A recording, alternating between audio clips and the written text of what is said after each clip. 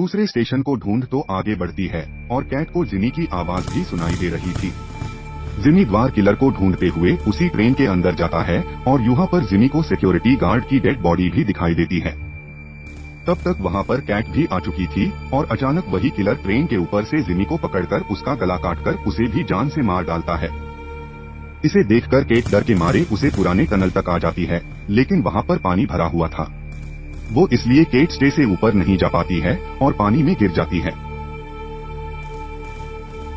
इस दौरान कैट का एक नाखून भी निकल जाता है और अचानक कैट को उस पानी में बॉडी दिखाई देती है। डर के मारे कैट एक स्टेट पर जुड़कर वहाँ से निकलने की कोशिश करती है। फिर वहाँ है एक स्टोरेज रूम में आती है। तभी वहाँ पे रूम की सारी लाइट बंद हो जाती है और केट को हर जगह से कोई ना कोई आवाजें भी सुनाई देने लगती है।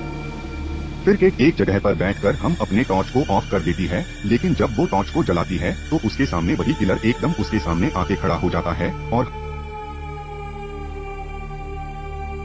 वो किसी भी नॉर्मल इंसान तरह नहीं दिखाई दे रहा था। और तभी अचानक यह पे सीन कट हो जाता है और बाद में हम फिर से किलर को देखते हैं, जो कि जेरेमी की बॉडी को काटकर उसका मांस जो चूहों को खिला रहा था, उसी जगह पर हम जॉर्ज को केस में बंधा हुआ देखते हैं।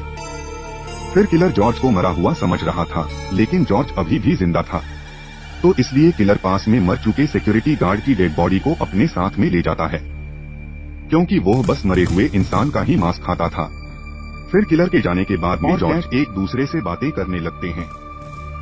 उनको किसी लड़की के चिल्लाने की आवाज भी सुनाई देती है, जिससे जॉर्ज केट को इग्नोर करने को कहता है, क्योंकि इस टाइम पूरा वो खुद की हेल्प नहीं कर पा रहे थे, तो किसी और की हेल्प वो कैसे करेंगे। तभी वहाँ पर कैट को एक गेट खुला हुआ दिखाई देता है, तो इसलिए केट ही पानी के नीचे से उस कैच तक जाने लगती है और जॉर्ज की नजर किलर पर होती है। तभी किलर उसी टाइम पे वहाँ पर आता है और किलर की नजर केट पर न पड़े, इसलिए जॉर्ज किलर के सामने मरने का नाटक करता है, अटैक कर देता है और वहीं पे एक कील से जो डंडे पर लगी हुई थी, उस कील से जॉर्ज को बहुत ही चोट पहुंचाता है, जिससे जॉर्ज को बहुत ही दर्द हो रहा था और वो जोर जोर से चिल्लाता है। तभी किलर की नजर जब कैट पर पड़ती है, तब तक केट उसके कैच से बाहर आ चुकी थी, क्योंकि वो सभी के जो एक दूसरे से कनेक्टेड हैं और पानी के नीचे से किसी भी केज में जाया जा सकता था। केज के बाहर आकर वो अपने हिल से किलर की आंखों पर अटैक करती है और जॉर्ज को भी कैच से बाहर निकाल लेती है।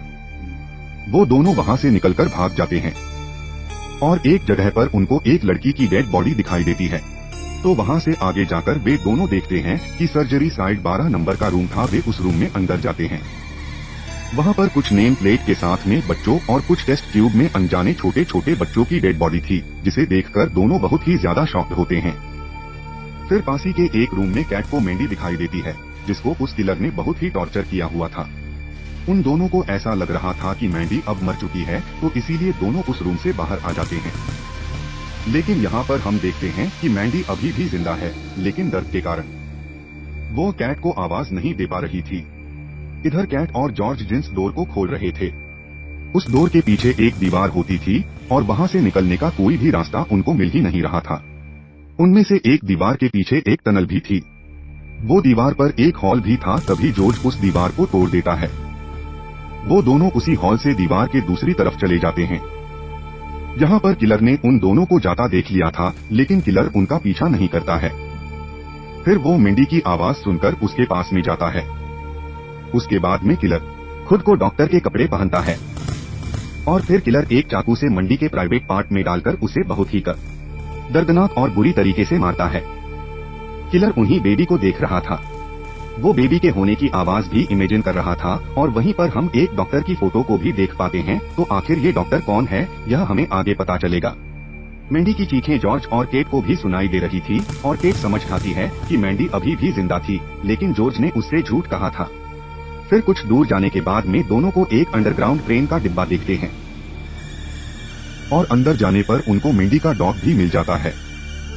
दोनों देखते ही कि उस ट्रेन के डिब्बे को किलर ने अपना घर बना रखा था और वहाँ पर कैट और जॉर्ज को किलर की डॉक्टर के साथ में खींची हुई बचपन की फोटो दिखाई देती है।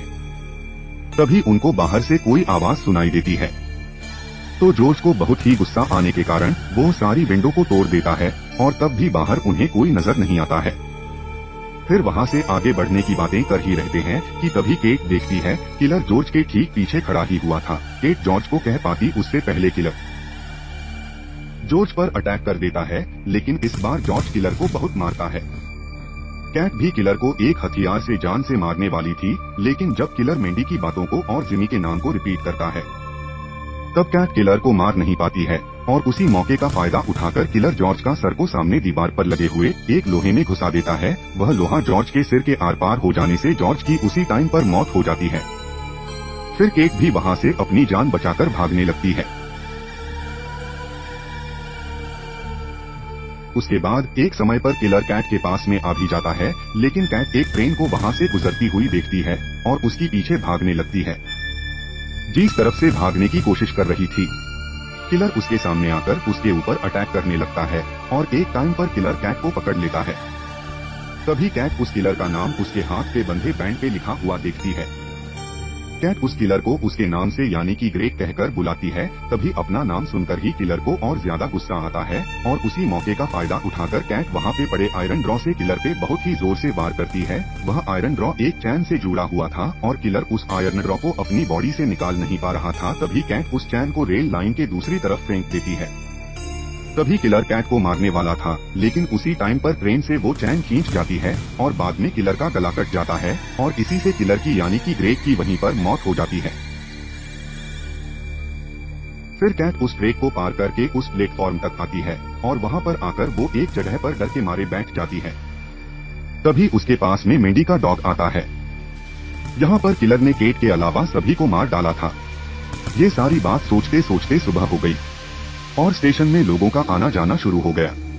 केट की हालत इतनी ज्यादा बुरी हो चुकी थी कि एक आदमी ने केट को होमलेस समझकर उसे कुछ पैसे देता है, लेकिन केट को बहुत ही दुख होता है कि इतनी कोशिश करने के बाद भी केट किसी को भी बचा नहीं पाई और उसी बात को याद करके बहुत ही रोती है। और इसी के साथ में ये मूवी यहाँ पर खत्म हो जाती है।